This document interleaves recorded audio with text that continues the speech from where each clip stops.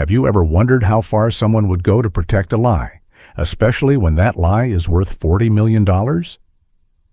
It started on a Thursday, a routine internal audit. I thought I was just double-checking a wire transfer. But the startup didn't exist.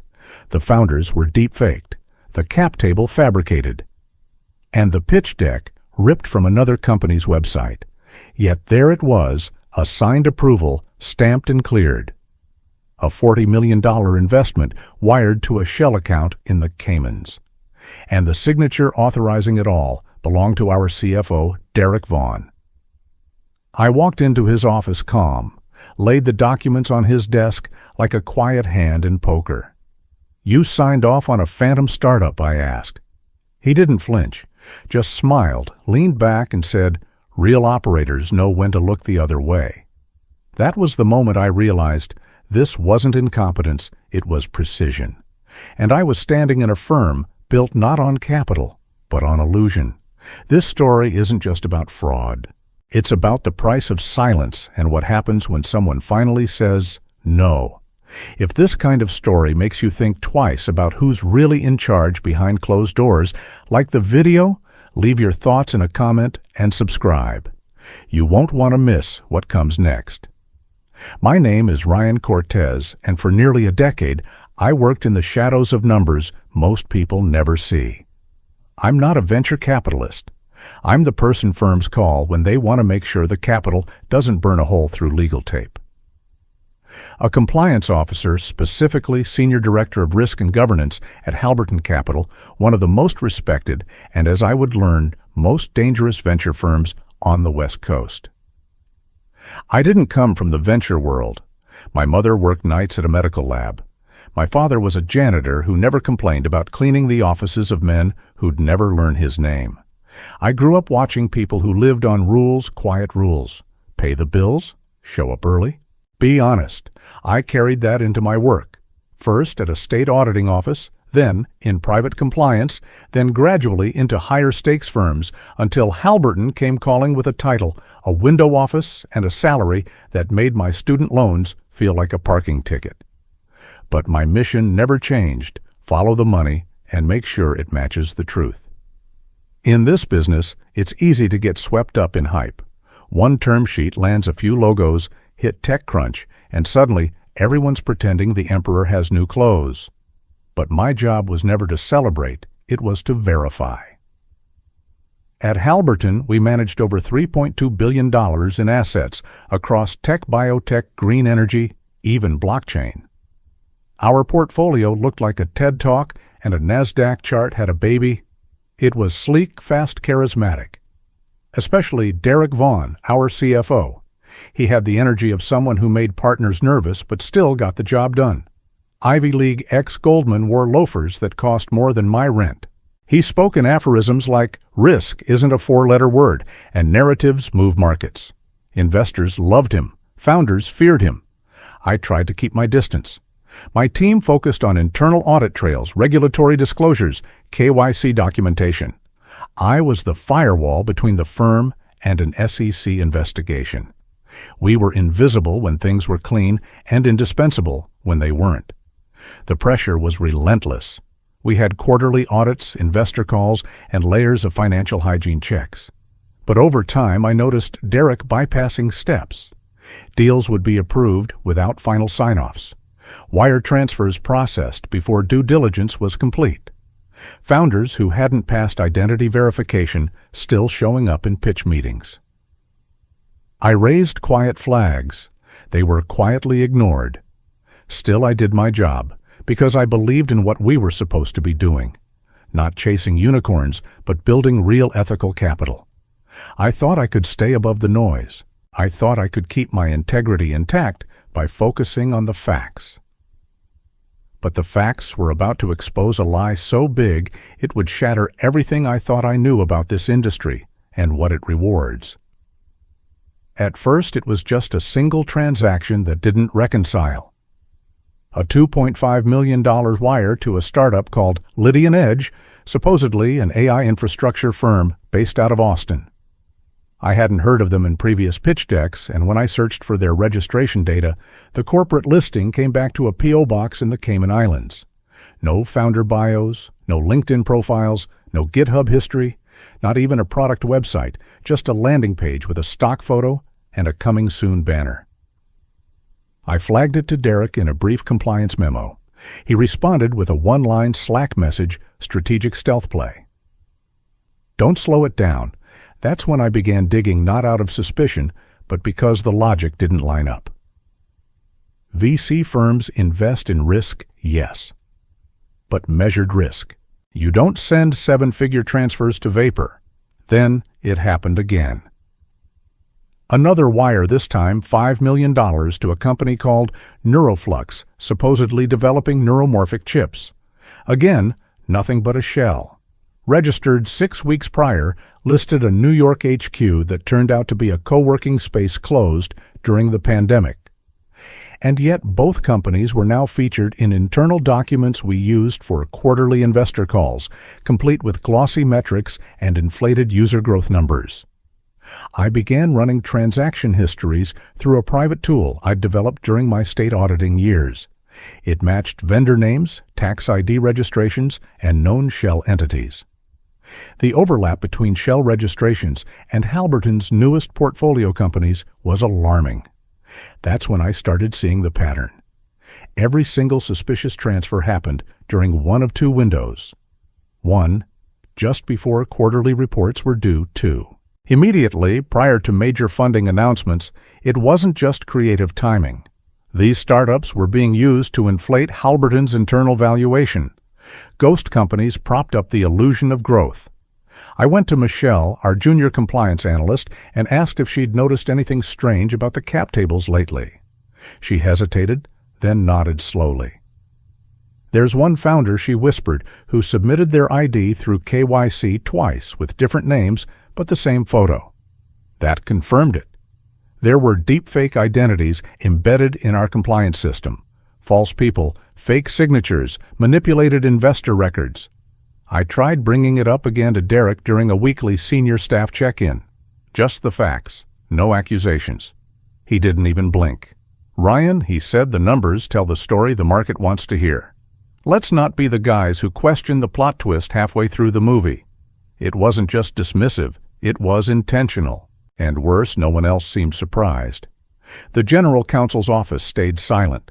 Investor relations doubled down on the marketing push. Analysts were told to focus on the next big raise. I started to realize something terrifying. The silence wasn't ignorance, it was compliance. And I was the only one still asking questions. The deeper I looked, the clearer it became. Lydian Edge wasn't just a risky play, it was a fabrication. I pulled the full investor agreement from our secure database. On paper, it looked flawless. Signed by Halliburton's board, reviewed by legal, endorsed by Derek himself. The only thing missing reality. The signatures of the startup's founders were digitally identical to those used on Neuroflux's contracts, same pen pressure, same time-stamped metadata. The AI-generated headshots matched known databases of synthetic media. Even the product descriptions in their pitch decks were lifted word for word from a real company Halliburton had passed on just 6 months earlier. It was a shell game dressed in venture polish. But the real punch in the gut, the $40 million transfer authorization. Derek had personally signed off on it 3 days before the board was notified. The money had already moved wired to 4 offshore LLCs in rapid succession, then quietly routed through a Singapore-based crypto exchange under a holding entity called Harbor Bridge Ventures. Every line in the ledger read like a code for plausible deniability. Except now, I had the key. I printed the full paper trail. The falsified KYC verifications, the deepfake founder photos, the ghost entity tax filings, and the transaction batch ID logs that tied every shell to the same internal routing permissions, all approved by Derek Vaughn. And yet the part that disturbed me most wasn't the fraud. It was the calculation, Buried in an internal risk memo I pulled from Derek's archived drive was a spreadsheet titled Risk Revenue Matrix, Q3 Private. It ranked every potential compliance flag by its legal exposure, the estimated cost of mitigation, and the projected value of silence. For Lydian Edge, the cost of being caught was listed at $12 million, the expected ROI $63 million, assuming a successful acquisition. There it was, on a spreadsheet, a dollar value assigned to Deceit. I confronted Derek that afternoon. His office overlooked downtown Palo Alto, all clean glass and abstract art.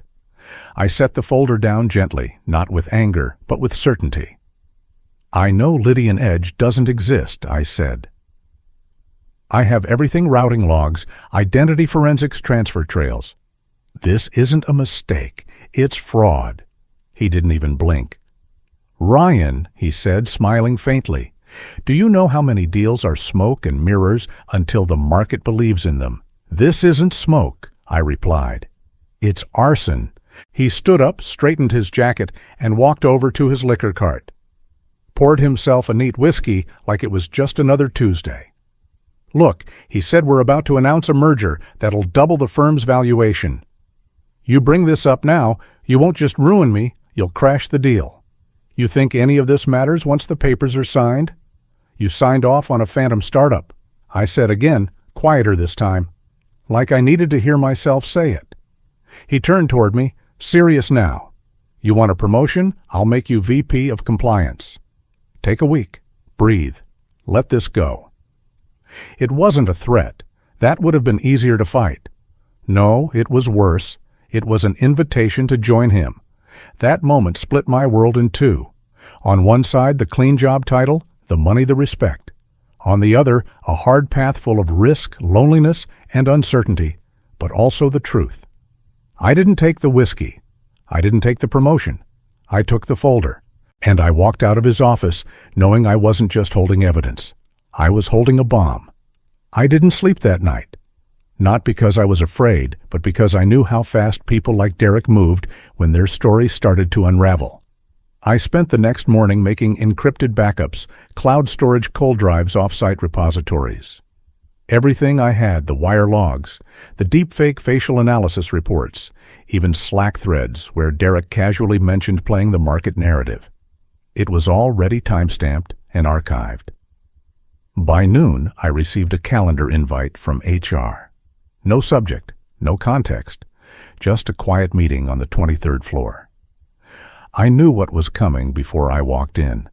The director of human resources, a woman I'd barely spoken to in 3 years, sat across from me with a folder already opened.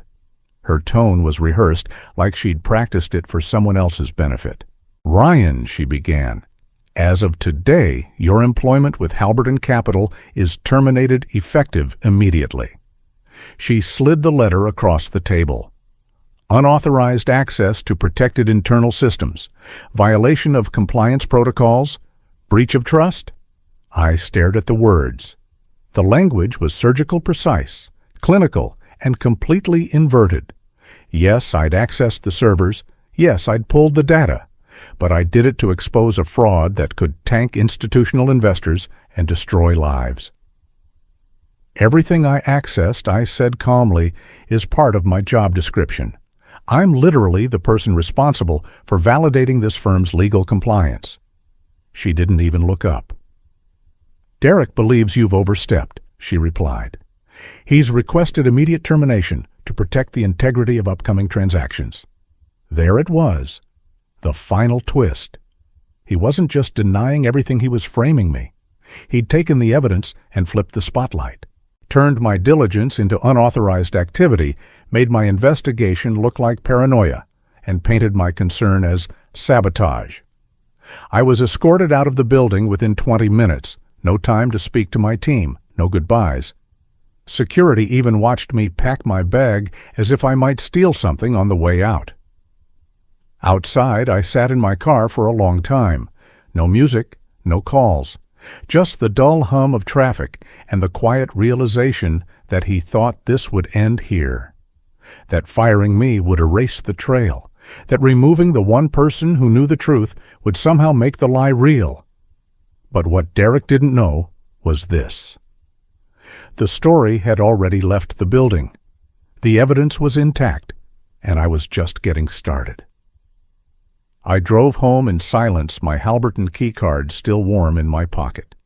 That card had once opened doors to glass-walled conference rooms, billion-dollar projections, and nods of respect from men who hadn't shaken hands with reality in years. Now it was just plastic, just another artifact from a world I no longer belonged to. But I hadn't left empty-handed.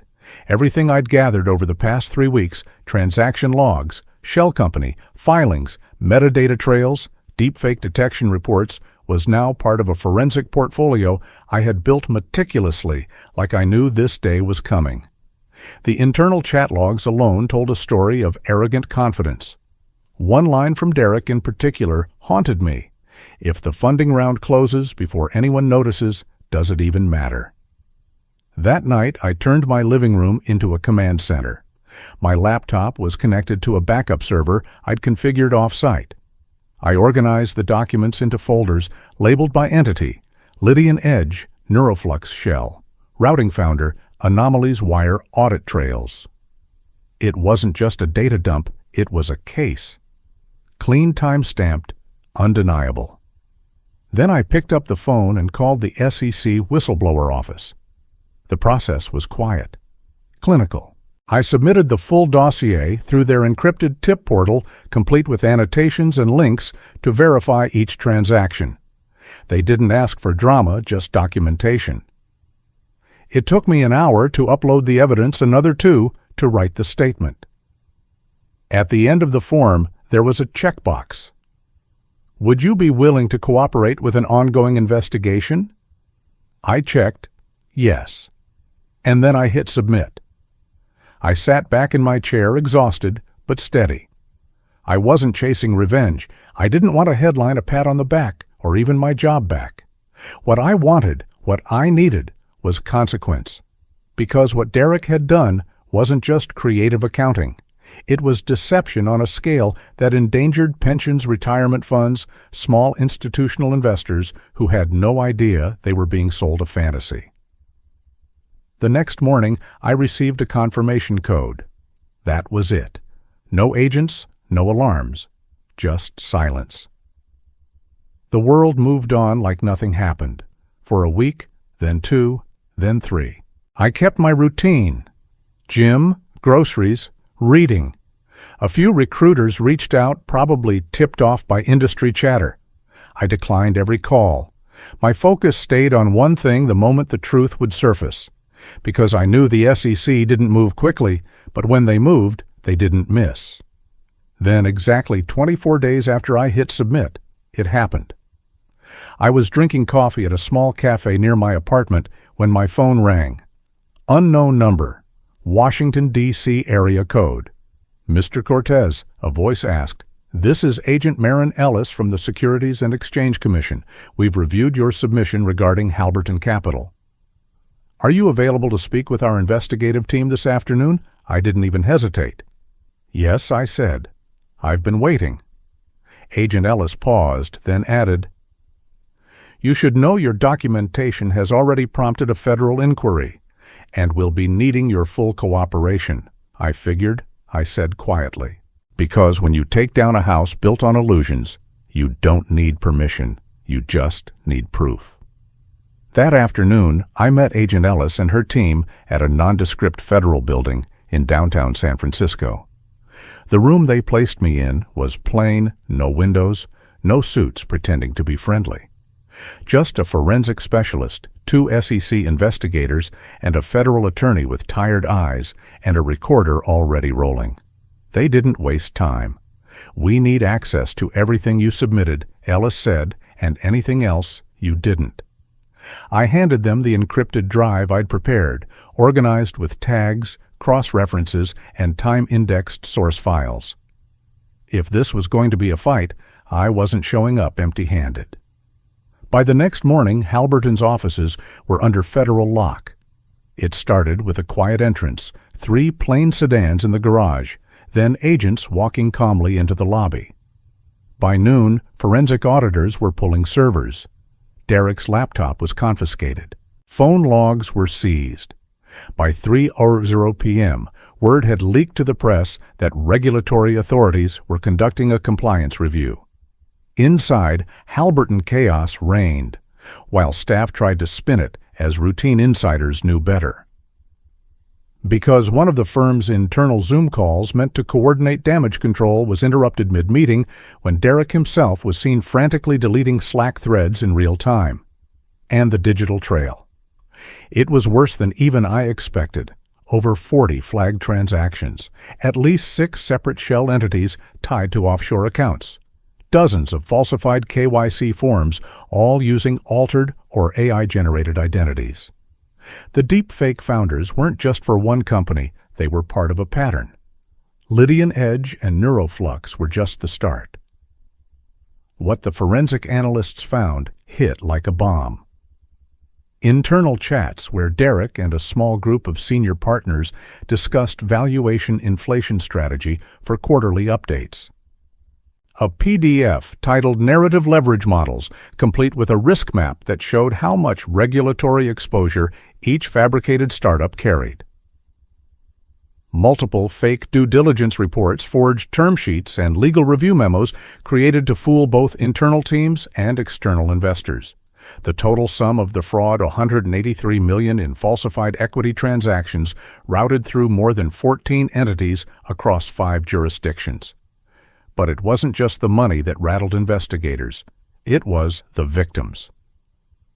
Among those who'd invested in Halliburton's most recent fund round were 2 major state employee retirement systems, a public university endowment, and a nonprofit medical research foundation.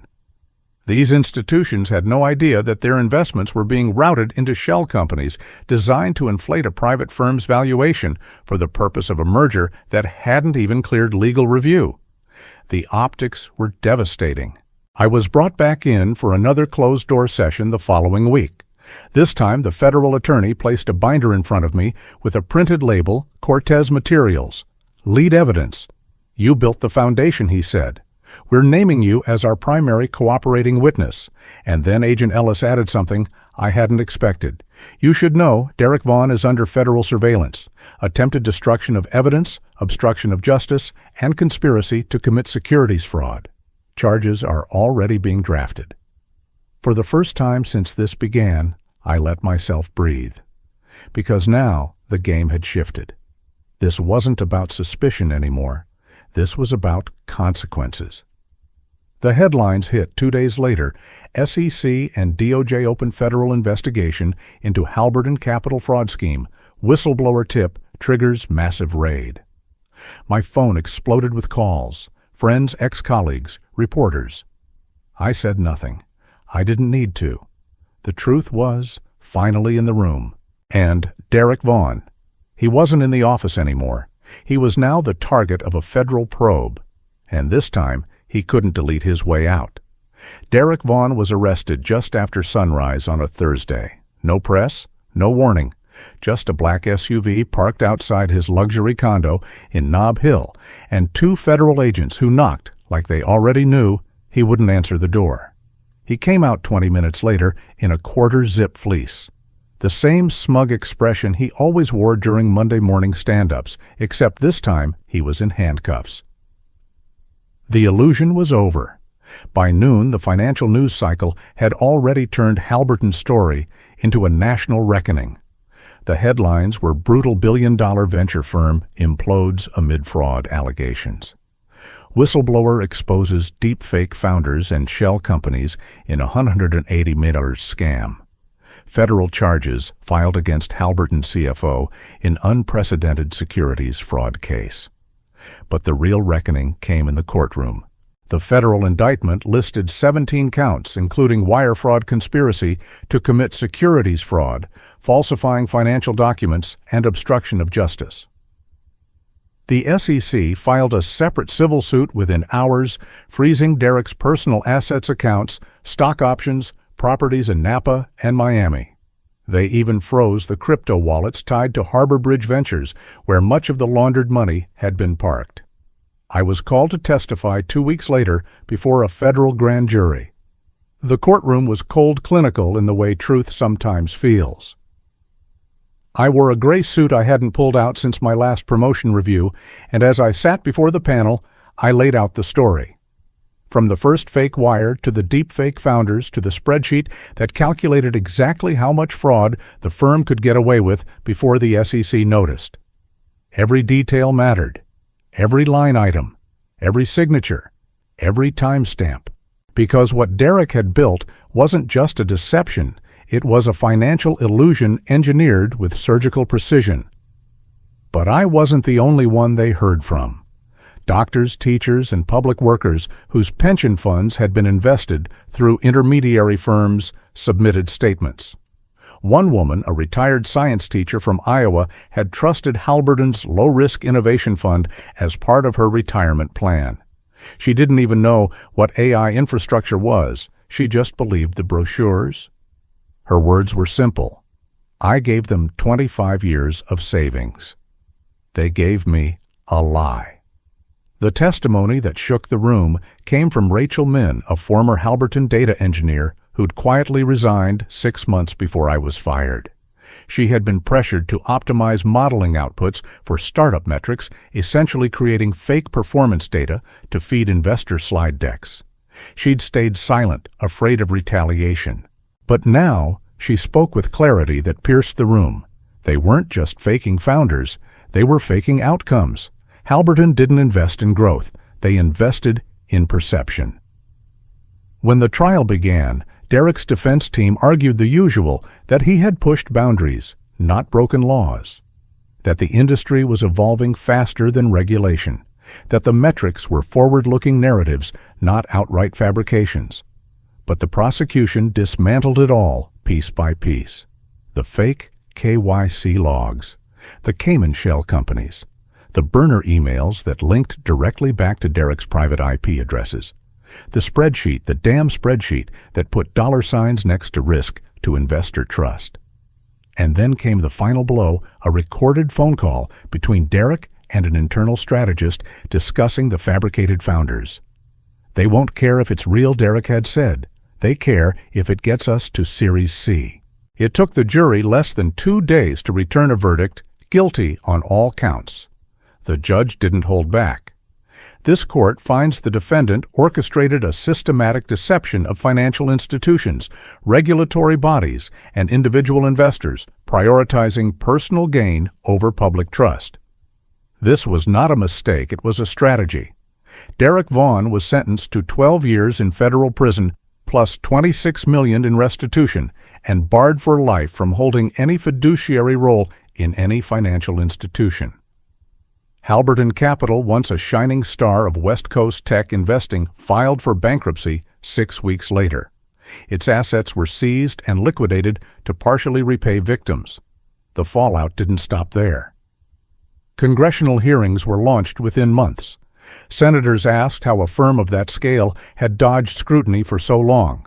New SEC regulations were fast-tracked mandatory identity verification protocols, third-party audit trails for all Series A+ funds, and a federal working group to investigate deepfake abuse in financial services.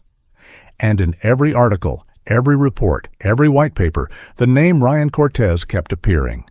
They called me a whistleblower, a truth-teller. Some called me naive. Others called me brave. I didn't feel like either. I just knew that I had seen a line and refused to cross it, because some illusions are profitable, but at some point they collapse under the weight of their own lies. Innovation is often romanticized, especially in finance. We celebrate the bold, the nimble, the act first, and clean up later. But this story shows that when narratives override accountability, the consequences fall on the most vulnerable. I didn't come out to destroy a company. I came out because someone had to say, here's the line. Since the trial, I've advised public investment boards and regulatory watchdogs. We audit VC portfolios, deploy fraud detection systems, and train teams to spot early digital fraud patterns. I've seen firsthand how deep the delusion can go when no one asks the right questions. Derek Vaughn didn't fail because he miscalculated a deal. He failed because he believed the system would always protect him from the truth. But it didn't. And if you're watching this and thinking, I've seen this happen too, maybe not with front companies or wire fraud, but with any form of silent complicity, then maybe now is the time to speak up. Because silence is not safety, it's just the pause before collapse. Write in the comments, I'm not afraid, if you've ever witnessed something that's not right and had the courage to speak up about it. Sometimes a small story reveals a much larger truth. And if this story resonates with you, consider liking, subscribing, and sharing it. You never know who might be the next person who needs to hear it.